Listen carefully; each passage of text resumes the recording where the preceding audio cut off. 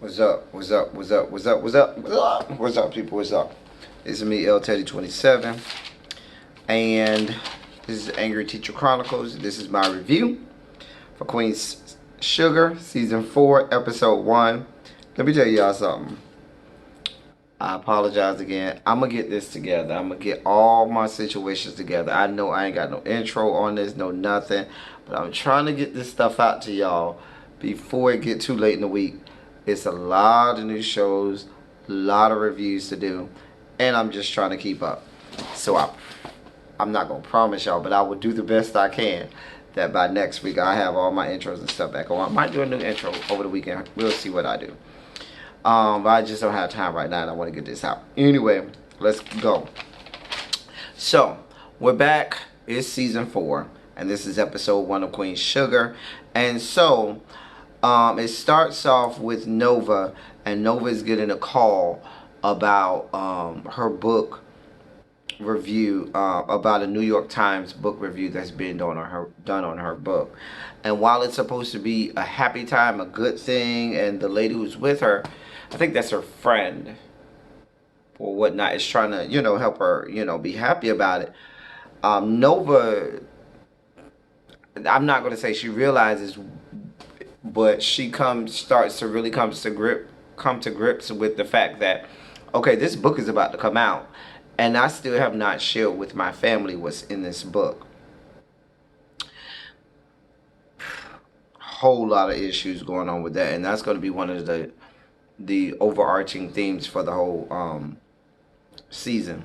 All right, so next we see Charlie. She's on vacation with the Hispanic guy. I don't even remember the Hispanic guy name. So he's going to be Hispanic guy until I can remember his name.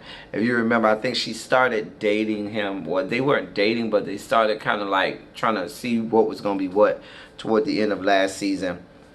And they're out on vacation. She talks about the fact that her son is going to eventually come home, and she has to start to prepare for that. And he tells her, listen, they start to speak in Spanish and everything, and he tells her basically, listen, don't worry about everything back home.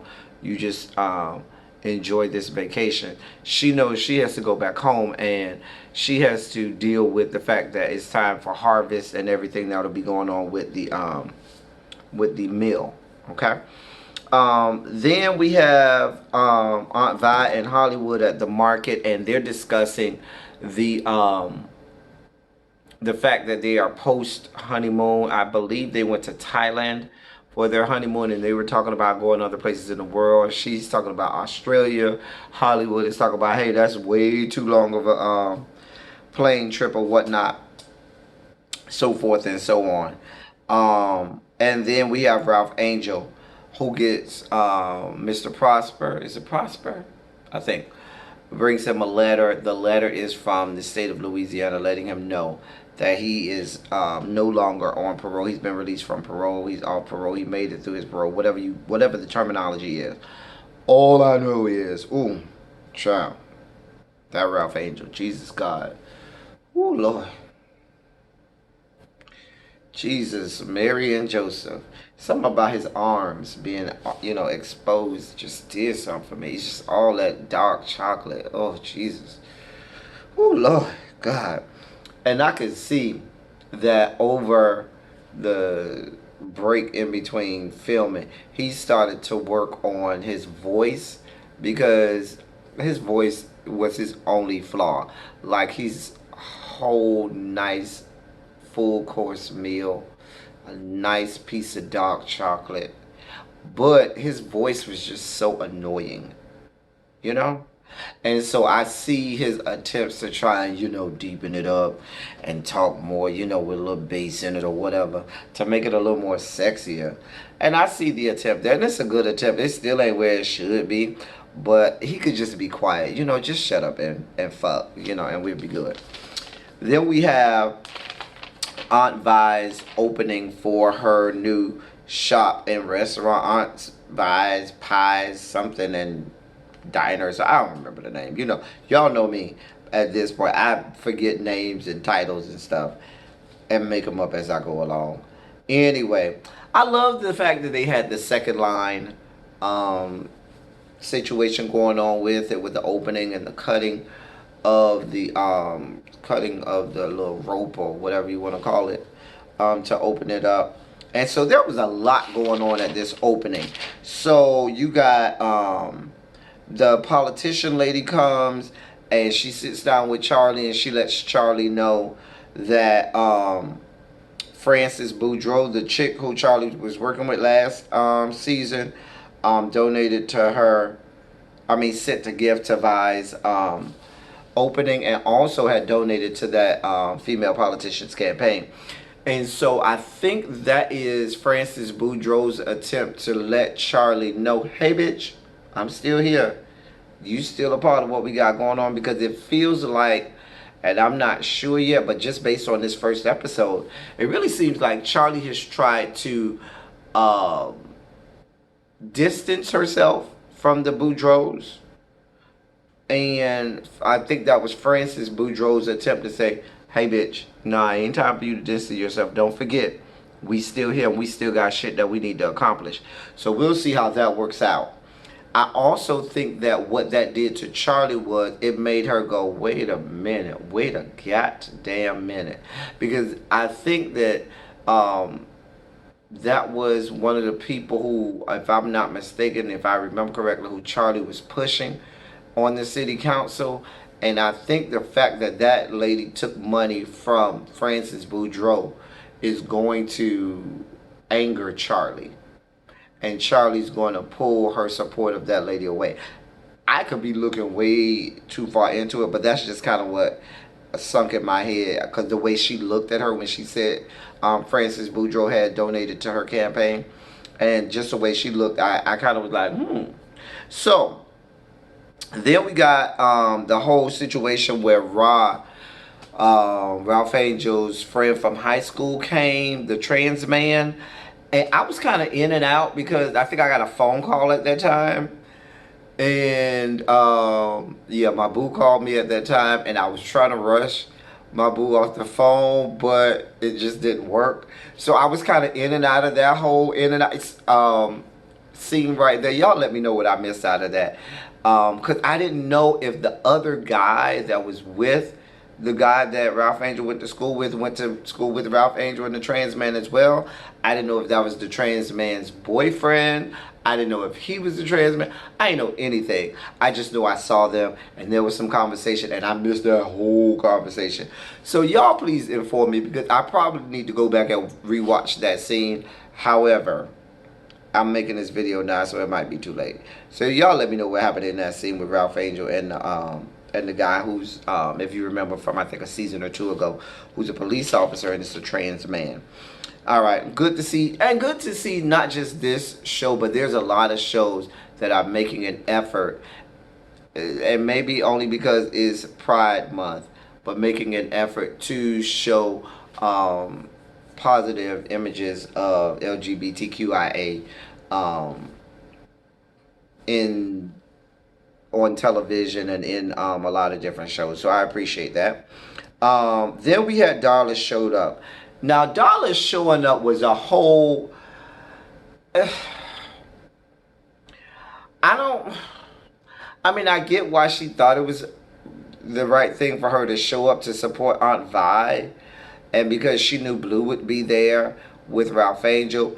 But Darla knowing at this point that Aunt Vi does not like her. She knows that at this point. So I don't know why she thought that it was going to be any different. She rolled her ass up there, just delusional as ever, and goes to talk to Aunt Vi. And Aunt Vi is just as fake and phony as ever. Just as fake and phony as she could. She had this half-ass, hey girl, hey, and oh, if you want something to eat before you go. She made sure she mentioned that. If you want something to eat, boo, before you exit stage left, you might want to go ahead and fix you a plate and you can go ahead and leave. I felt like that's what she was saying to her, like, girl, you can go ahead and leave at any given point. So it was so fake and so phony and so obvious that Aunt Vi didn't want her there. Ra then goes over to Aunt Vi and was like trying to check Aunt Vi, and she wasn't having no parts of Ra. And so Ra sat there knowing he was right, but knowing he still ended up on the short end of the stick. And I do think at some point he is going to have a conversation with her, because I think that Ralph Angel, being the youngest of the siblings, always is treated like the baby and is never really taken seriously, because anytime he ever tries to put his foot down, either with his sisters or with Aunt Vi, they ain't never here for it. They always just run over him. And I do think at some point he's going to have to grow a pair. You know what I'm saying? He's going to have to demonstrate to them, hey, I got a twig and berries. And as a man with a twig and berries, I'm not going to sit here and let y'all keep trying to run over me and thinking that I'm going to just fall down and roll over and go along with it. Then we had Tevin. Tevin is this Uncle Junior, because when they were in the market, Aunt Vi in Hollywood talked about he had some dude named Uncle Junior that was going to come, or not Uncle Junior, I'm sorry, Cousin Junior, that was going to come and sing. And so Aunt Vi was like, I ain't never heard nobody named Cousin Junior that could sing. And he was like, no, I ain't say sing, I meant sang. And so we find out that Cousin Junior is Tevin Campbell. Listen, let me tell y'all something. Let me school some of you young people around here who have the nerve to disrespect Tevin. Tevin Campbell is a whole ass, real ass singer. Make no bones about it. Tevin motherfucking Campbell, please put some respect on that young man's name, is a real singer. That young man was singing from way back in the days of "Coming Tomorrow Will Be Better You, Better Me," way back then, all the way to some of my favorite songs where he sang "Always in My Heart." Where do they get from telling you that I am not the least bit to you? Or when he sang, tell me what you want me to do. You know, that Tevin Campbell. Girl, y'all don't want no parts of Tevin Campbell. Love me some Tevin Campbell. Had the biggest crush on Tevin Campbell back in the day. I didn't really know and realize I had a crush on Tevin Campbell, but I did back in the day. Tevin Campbell's not that much older than me. So then, and Tevin Campbell was singing down, okay? Singing down, okay? So then you see there are people don't make me remember who these people were. It was a lady and a man. They were discussing the book release, and the fact that the lady said she was in New York, or maybe she talked to somebody in New York that saw a poster or something about Nova's book getting released, and that nobody, in town had really heard about it. And so she started talking to Nova about it, and started telling Nova, I don't know why you over here serving. You about to be making a whole lot of money, that whole thing. And it's becoming real apparent to Nova, hey bitch, hey whore, hey. You need to get about the business of letting your family know what the fuck is in this book. Then, before we get to the next thing, I just want to talk about how the next thing I saw was Tevin Campbell dancing and having himself a good time. And Tevin Campbell was just as gay as he wanted to be, honey. Just as gay. And I loved it. I was here for it, because the whole Tevin Campbell back in the day when he was big in the music industry, you knew Tevin Campbell was about that life. You knew it, but you knew that he couldn't really live in his truth because of his superstardom at that time. And because he was this big star, and that just wasn't going to fly for him selling albums. And so then, with Tevin Campbell, he had the whole thing where he got arrested for trying to solicitation, trying to solicit this guy for prostitution, whatever, in the bathroom or whatever, all of that stuff. But I was so glad to see Tevin Campbell in this episode, living up in all parts of his good truth, honey, okay? Tevin Campbell was here for it, just as gay as he wanted to be, throwing pixie dust all over the place. And I was here for it. Loved it. That was my little sidebar. Anyway, and then we see Hollywood And they're still at Aunt Vi's opening, confronts Nova and say, listen, you got this motherfucking book about to come out, bitch. You need to hey, if it's some shit in this book we need to know about, you need to let us know real fast, because he told her if it's anything that's gonna hurt my wife, I'm not here for it. Child. Anyway, Nova, next thing we see, Nova is asleep. She has a dream or nightmare or whatever. It starts off, Nova is a little girl. Nova, Charlie, and Ralph Angel are little kids, and they're playing in the yard, and then they talk about running, and Ralph Angel's a little boy, and then their mom calls, Nova and Ralph Angel's mom calls the three of them over there, and they start to run. Nova falls, and then when she gets back up, she's a grown woman, and then she sees Charlie and Ralph Angel as grown people too, and I think it scared her because you saw them, they were silent, but it was like this confrontation. They were confronting her, and it was so I really could spend 20 minutes on just that nightmare scene alone. There was a lot of foreshadowing in that scene. There was a lot of deep underlying undertones up in that scene. So much from the time when they were little, to the them being grown, and now it's no longer, hey, I'm the oldest, y'all need to follow me.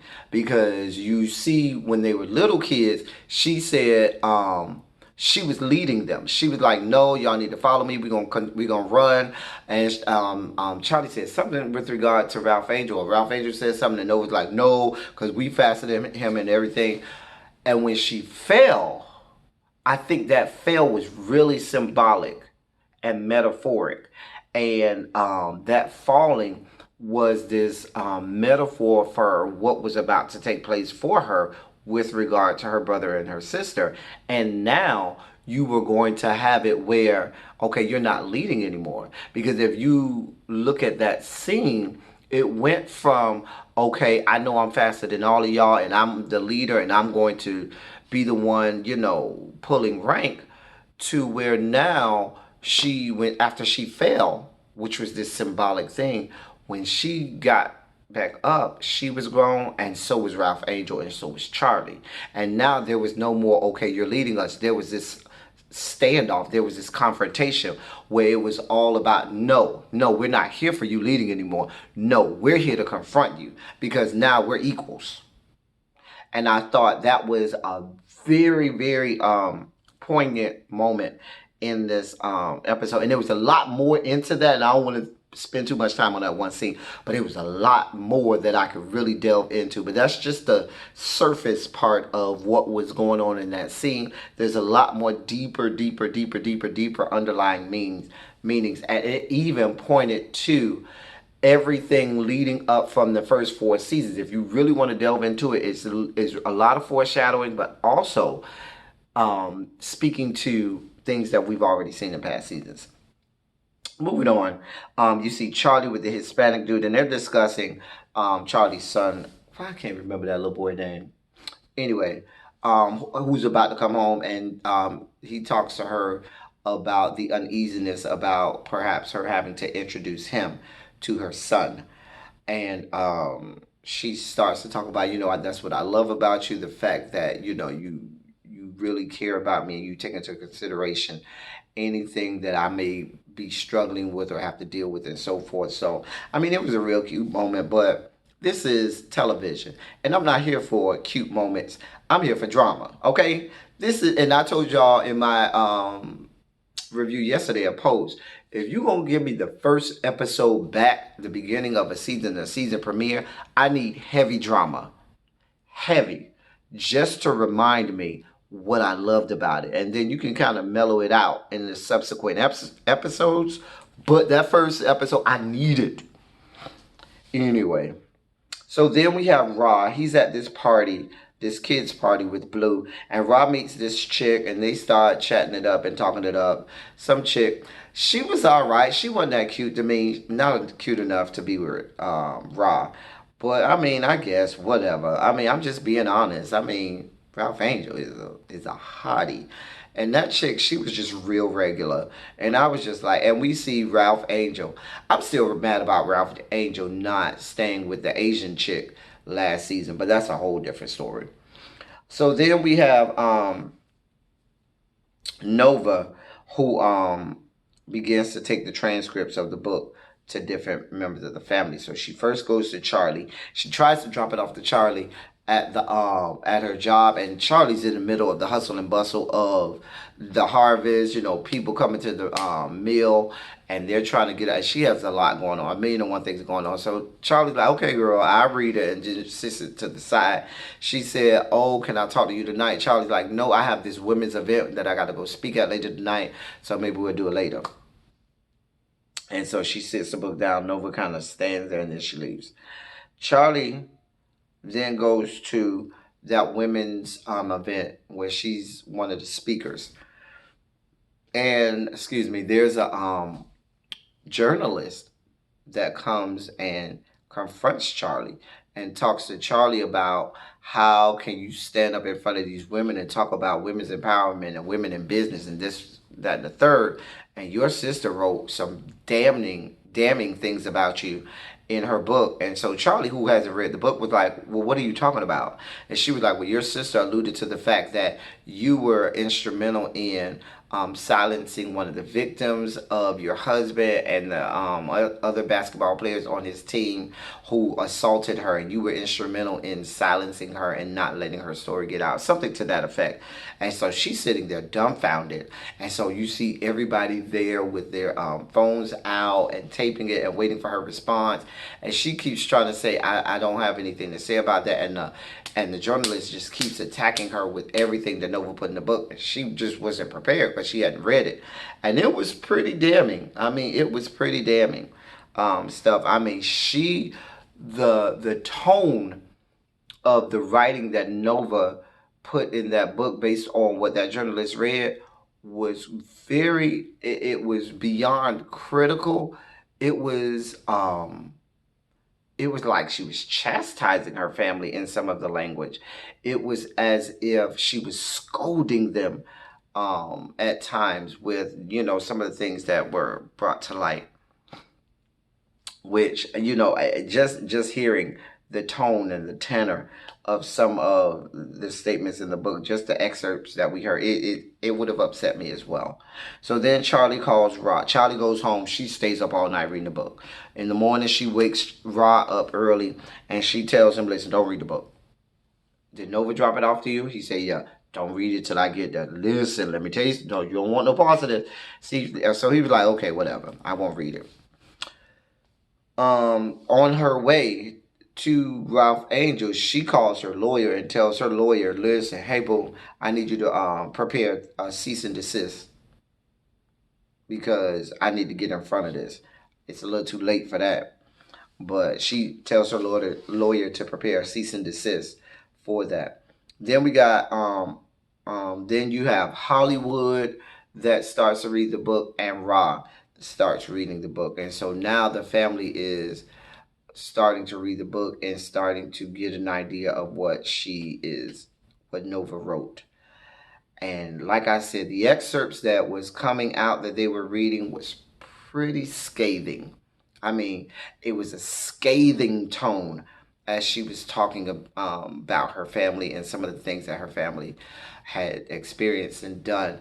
And if just listening to it, I would have been upset too.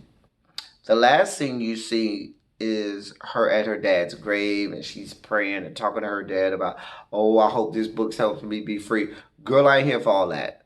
Because in all of that, and maybe it'll come out later, I ain't hear nothing of her talking about herself. Because if you're going to be just that scathing about some of the things that your family members have done, hey boo, hey whore, hey, I have questions. And my question is, oh, you real critical.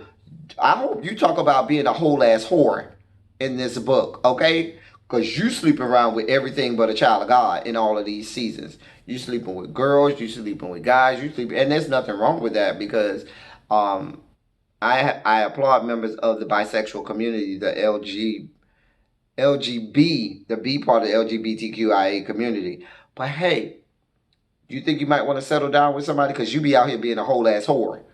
Then you around here supposedly promoting your community and cleaning up the community, this, that, and the third. Did you forget that you were the same whore who was around here selling drugs to members of your community? You around here getting people put in jail. People were getting put in jail and arrested on account of you. Did you forget that? I hope that's in the book. And I hope you're just as scathing with some of your escapades.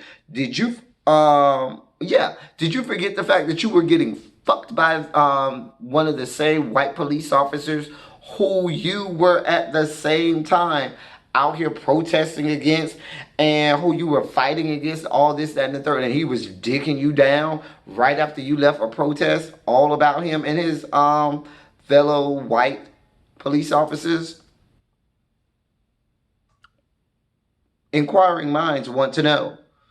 Because you got a whole lot to say about everybody else and what the fuck they get doing. But you ain't got a lot to say about you. What about the skeletons that are in your closet? And I know that's not all the skeletons that are in your closet.